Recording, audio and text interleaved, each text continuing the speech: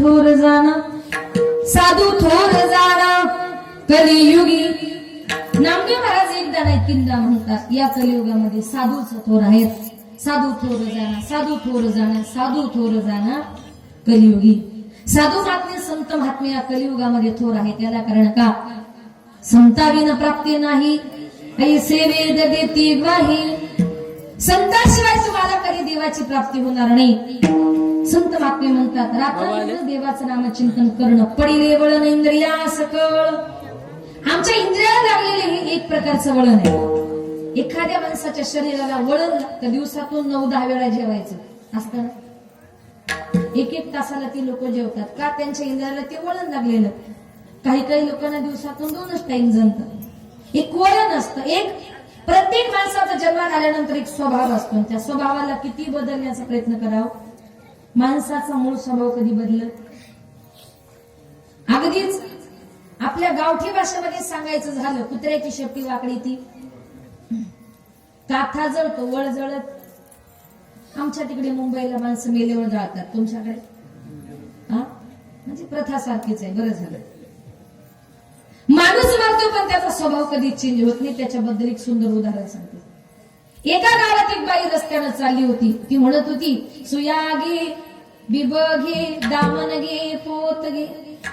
मी नाही बर का बाई. तुम्हाला वाटायचं बरी मुंबईवरून फुकट सुया कंगवी घेऊन आली. ती बाई रस्त्यानं चालली होती. सुया घे बिब घे दामन घे पोत घे. तेवढ्या तिथल्या राज्यातल्या राजानं ऐकलं अरे आवाज फार गोड येतोय. रस्त्यानं चाललंय तरी कोण. राजानं खिडकीतून डोकावून बघितलं तर राजाला असं दिसलं रस्त्यानं जी चालली ती तरुण तडफदार ब्युटीफुल अशी मुलगी आहे. आज तिला तिच्या परिस्थितीमुळे हे गावोगावी सुया कंगवी वगैरे घेऊन फिरावं लागतंय. पण हिच्यासारखी सुंदर मुलगी परत त्या राज्यामध्ये बघायला मिळणार नाही. म्हणून राजाने विचार केला लग्न करीन तर हिच्याशीच कुणाशी. या सुया विकणाऱ्या मुलीशी ठरवलं राजाने. तिथे काय राजा बोलेन दल हवी. राजा कसा तिथून निघाला. तिला रस्त्यामध्ये आडवा झाला. तिला म्हटलं काय ग लग्न करतेस का माझ्याशी. ती म्हटली राजा अरे लाज वाटत नाही का तुला. काय झालं. लग्न करायचे मला का विचारतो. जरा माझ्या बापाला जाऊन विचार. बापाला विचार म्हणतेच म्हटली हो. राजा कसा तिथून निघाला. तिच्या बापाकडे गेला. सांगितलं बाबा तुमच्या मुलीबद्दल मला सगळी कल्पना आहे. तुमच्या मुलीशी लग्न करण्याचा माणूस आहे. काय म्हणले तुमचं. बापाने सांगितलं मुलगी माझी संसार माझ्या मुलीला करायचा आहे. थोडस 4 शब्द जरा मुलीला विचारतो आणि मग तुम्हाला सांगतो. राजा म्हटला काय मग अशी मुलीला विचारलं तर ती म्हणते माझ्या बापाला विचार. आता बापाला विचारलं तर बाप सांगतो मुलीला विचारून सांगतो म्हणजे मी काय तुम्हाला फुटबॉल वाटलो इकडून तिकडे उडवायला. मी राजा आहे. तुम्हाला द्यायचं असेल तर हो बोला नाही तर सरळ नाही बोला. त्या बापाने विचार केला. आपण कुठे राजाच्या दारात गेलो होतो. राजा स्वतःहून आला ना. सांगितलं ठीक आहे माझी मुलगी मी तुम्हाला देतो. देतो म्हटल्यानंतर राजवाड्यामध्ये मोठ्या आनंदानं मोठ्या उत्साहानं लग्नाच्या सोहळ्याला सुरुवात झाली. आणि 2-4 दिवसामध्ये त्या दोघांचं लग्न लागलं. 2-4 दिवसापूर्वी गावोगावी फिरणारी ती टिकली बांगडीवाली आता कोण झाली. राजाची राणी झाली. राजाची राणी झाली. राज दरबारामध्ये गेली. आता राजाची राणी म्हणताना तिथं काय विषय कुठलंच काम करायचं नाही. फक्त एका जागी बसायचं. 20-25 दाशातीची सेवा करण्याकरता हालायचं नाही चालायचं नाही बोलायचं नाही. पण विचार करा हिला दिवसभरातून 17 गाव फिरायची सवय. एका जागी बसून गोड लागेल. दिवसभरातून 2-4 वेळा पाचशे पकडण्याचं भोजन समोर यायचं. ताट समोर आलं एखाद्या कोपऱ्याला लपून ठेवायची आणि 7-8 दिवसांनी शिळे तुकडे झाले का कडाकड फोडून खायची. कारण का ताजं खाणं हा तिचा स्वभावच नव्हता. हिंदू धर्माच्या प्रथेप्रमाणे 10-15 दिवसामध्ये राजवाड्यामध्ये सत्यनारायणाची महापूजा आयोजित करण्यात आली. पूजा वगैरे पार पडली. नंदबाई पुढे आली. म्हटली वहिनी जरा नाव घ्या. आता नाव घ्या म्हटलं थोडीशी लाजली. तिनं नाव घ्यायला सुरुवात केली. मी नाव घेऊ का. मी घेतल्यावर तुम्ही घेणार का. कोण कोण घेणार सांगा तरच मी घेते नाही मी नाही घेणार. बरं मी घेते तुम्ही लक्षात ठेवा. एखाद्या लग्नात तुम्हाला एक आम्ही फार चांगल्या नाव असे सावरून बसल्या त्याला घ्यायचंय पुढच्या लग्नात नक्की घ्या. तिने नाव घ्यायला सुरुवात केली. नवऱ्याचं नाव तर हरिश्चंद्र राजा. तिने नाव घ्यायला सुरुवात केली. पांढऱ्या पांढऱ्या दुधाची मऊ मऊ साय, पांढऱ्या पांढऱ्या दुधाची मऊ मऊ साय. हरिश्चंद्र राजाची बायको नाव घेते भाकरवाड ग माय. राजाची राणी जरी झाली तिचा भाकरी मागायचा स्वभाव गेला होता. एकनाथ महाराज म्हणतात आधी होती दासी हो, आधी होती दासी पट्टराणी केली तिसी. तिचे हिंडणे राही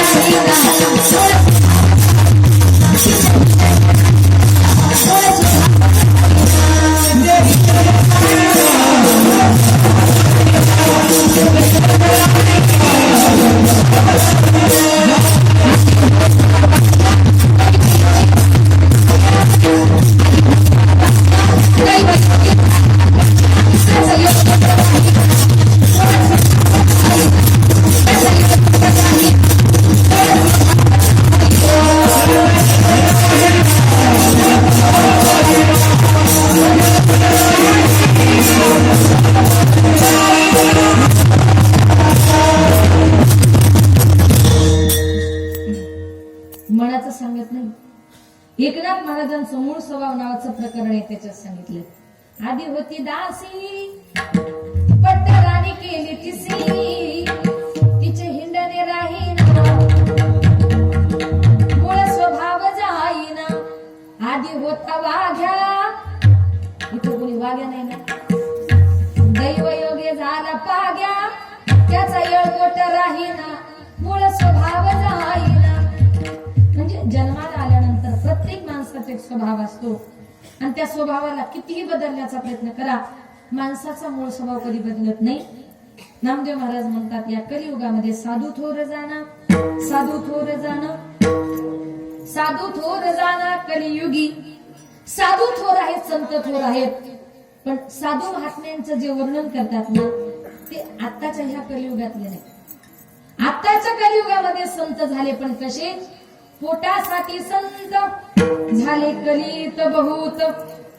स्वतःला संन्यासी म्हणतात, स्वतःला साधू म्हणतात, त्यांच्या एवढे बंगले गाड्या जमिनी श्रीमंताला सुद्धा नाही. ते म्हणतात आम्ही संन्यासी. पण आताच्या काळातले संत झाले आपलं पोट भरण्याकरता संत झाले. ऐसे कैसे झाले बंधू कर्म कोरणी म्हणती साधू. त्यांना कोणी संत म्हणायचं नाही. मग आताच्या काळातल्या संतांबद्दल काय बोलावं. आताच्या काळातले साधू संत म्हणजे सगळे बंधू. तुम्हाला उदाहरण देऊन सांगेल, तुम्ही सांगाल कसं काय. एका गावात असाच एक बंधू साधू फिरत फिरत आला होता. या गावाला लोबाड, त्या गावाला लोबाड, या माणसाला लोबाड, त्या माणसाला लोबाड, असे धंदे करत करत तो एका गावात आला. गावातल्या लोकांना सांगितलं वेदाचं शास्त्राचं पुराणाचं ज्ञान मला आहे. रोज गावातल्या लोकांना प्रवचन द्यायचा. प्रवचन संपलं की 1 लाखाचे 2 लाख करतो, 2 लाखाचे 4 लाख करतो. पैसा कोणाला नकोय, डबल करून देतात म्हटल्यानंतर. त्या गावात एक इंजिनियर राहत होता, त्याच्याकडे भरपूर पैसा होता. तो साधू त्या इंजिनियरला डबल पैसे करून द्यायचा. त्याच्यामुळे त्या इंजिनियरची त्या साधूवर खूप मोठी अशी श्रद्धा झाली.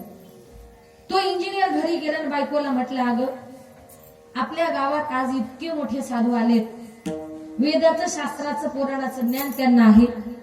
आपल्या गावात बसल्या बसल्या या जगामध्ये काय चालतं हे अंतर्ज्ञानात त्यांना कळतं.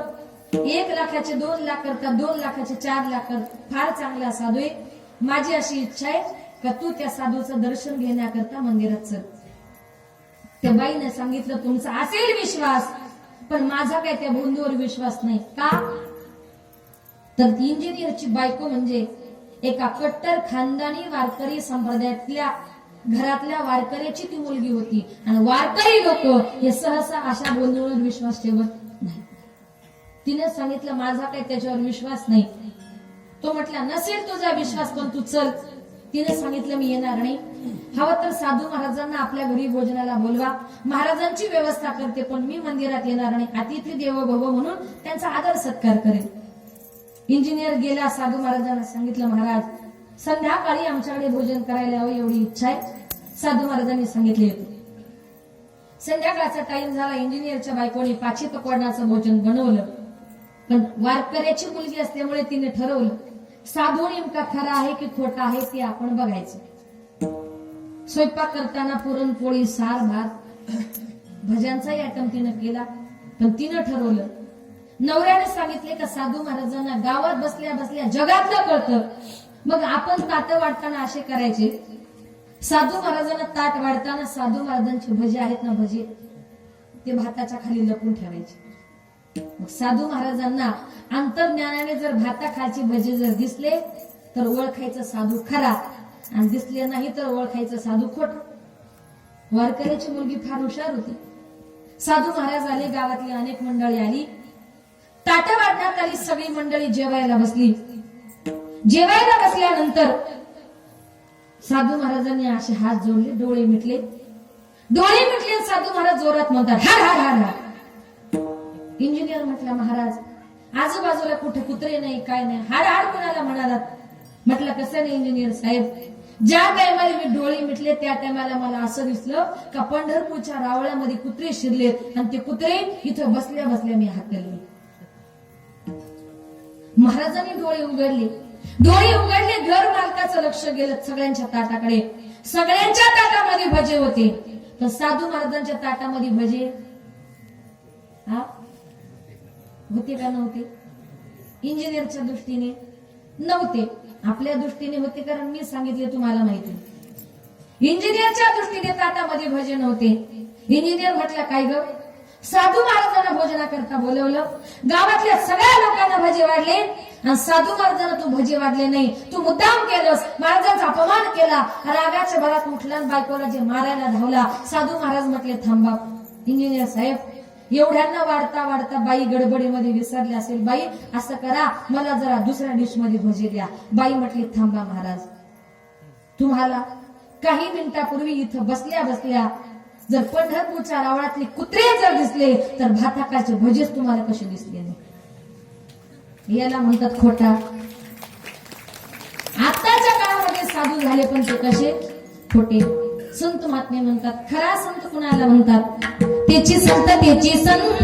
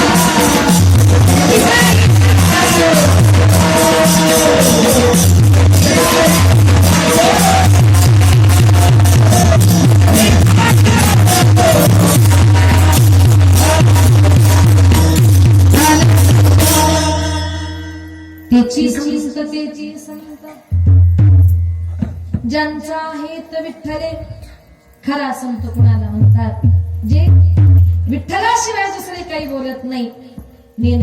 ती काही ताना टोना नामस्मरणा वाचून भगवंताच्या नामचिंतनाशिवाय जीवन जगताना ते काही करत नाही. जे तुम्हाला आम्हाला चांगले सल्ले देतात त्यांना संत असं म्हणतात. सगळ्यांचे सल्ले समाजामध्ये जीवन जगताना घ्यायचे नाही, ऐकावे जनाचे करावे मनाचे. कोण लोक आपल्याला काय सल्ला देतील सांगता येणार नाही. एका माणसाला खूप खोकला येत होता. 2 महिने झाले, 3 महिने झाले, त्याचा खोकलाच बरा होत नव्हता. या डॉक्टरकडे जा, त्या डॉक्टरकडे जा, खोकून त्याची तब्येत बारीक झाली. जेवायला बसला की खोकला, पाणी प्यायला लागला की खोकला, काही चालत नव्हतं. खोकून त्याची तब्येत बारीक झाली. 2-3 महिन्यानंतर एक त्याचा मित्र भेटला. म्हटला, बाबा अचानक तब्येतीला काय केलं? म्हटलं 2 महिन्यापूर्वी चांगला होता आणि अचानक तब्येत बारीक कशी काय झाली? म्हटलं काय सांगू? म्हटला 2 महिने झाले इतका खोकला, झोपला तरी खोकला, जेवायला बसलो तरी खोकला, लाखो रुपये खर्च केले पण खोकला काय माझा कमी झाला नाही. त्याचा मित्र म्हटला, अरे एवढे लाखो रुपये घालण्याची गरज काय होती? म्हटलं काय झालं? अरे सोपा उपाय, कमी पैशात काम झालं असतं. खोकला झाला सोपं औषध. म्हटलं सांग तरी बाबा. 2 महिने खोकून जीव जायची पाळी आली. म्हटलं तुला खोकला घालायचा आहे ना, सोपं औषध आहे, सांग तरी. म्हटलं काय करू? म्हटलं माझा येड्याचा आहे. म्हटलं काय? म्हटलं असं कर, थोडी दारू पी. काय म्हटलं? दारू पी. म्हटलं दारू पिल्यावर खोकला जातो? म्हटलं हो 100%. तुला कसा काय एवढा अंदाज आहे? त्यानं म्हटलं अरे मी तिचा इतका अनुभव घेतलाय, त्या तिच्यामुळं म्हटलं माझं घर गेलं, दार गेलं, बायको गेली, पोरं सुद्धा माझ्यापासून दूर गेले, तुझा खोकला किरकोळ आहे. काही लोक काय सल्ला देतील सांगता येणार. संत महात्मे म्हणतात जीवन जगत असताना हित ते करावे देवाचे चिंतन. सल्ला घ्यायचा असेल तर संताचा घ्या, ऐकायचं असेल तर संताचा ऐका. साधू थोर जाना, साधू थोर जाना, साधू थोर जाना. थोडा स्वराचा आवाज वाढवायचा. कलियुगी साधकांनी नामदेव महाराजांना प्रश्न केला, महाराज कीर्तन सुरू झाल्यापासून ऐकतोय संत श्रेष्ठ आहे, संत श्रेष्ठ. संत नेमके कुणासारखे श्रेष्ठ? संत आमचा अंगीकार करतील का? संत आम्हाला जवळ घेतील का? नामदेव महाराज म्हणतात संत इतरांच्या कल्याणाचा विचार करतात, पण ज्यांनी त्यांना त्रास दिला, ज्यांनी त्यांचा छळ केला, त्यांच्या कल्याणाचा विचार देखील ते आईच्याच माईने करतात. म्हणून तर आजही संपूर्ण जग माझ्या ज्ञानोबरायांना माऊली या नावानं ओळखतं. संन्यासाची मुलं म्हणून त्यांचा किती छळ केला म्हणून सांगू. तो जर प्रसंग आठवला अंगावर शहारे येतात, डोळे अश्रूंनी भरतात. ज्यांच्या ओठावरचे दूध वाढलेला वाढली तोच त्यांच्या माता पितांना देहांत करायची त्याची शिक्षा दिली. त्यांच्या झोळीमध्ये शिळ्या भाकरीचे तुकडे टाकले नाहीत, पण शेण आणि दगड टाकले. स्वतःच्या घरातून तांब्यावर पाणी दिलं नाही, इतरांवर सुद्धा पाणी भरू दिलं नाही. मांडे भाजण्याकरता स्वतः भांड दिलं नाही, पण कुंभारान दिलेलं खापर हिसकावून घेऊन ते माझ्या मुक्ताईच्या तोंडावर गाल सुजेपर्यंत मारलं. इतका हा आळंदीकरांनी दिलेला त्रास माझ्या ज्ञानोबरायांनी एका अभंगात एकाही ओवीमध्ये व्यक्त केला नाही. उलट जगाच्या कल्याणाची भीक मागितली. काय सांगितलं? जे खळांची व्यंकटी सांगो तया सत्सर कीर्ती वाढो, भूता परस्परे पडो मैत्र जीवांचे. ज्ञानोबराय म्हटली खळ म्हणजे वाईट. ज्यांनी माझं वाईट केलं ना, अशा सगळ्या वाईटांचं चांगलं हो. संत महात्मे या विश्वावर दया करताना, या विश्वावर प्रेम करताना आपल्या शरीराचा कधी विचार करत नाही. अभंगाचे 3रे चरण. या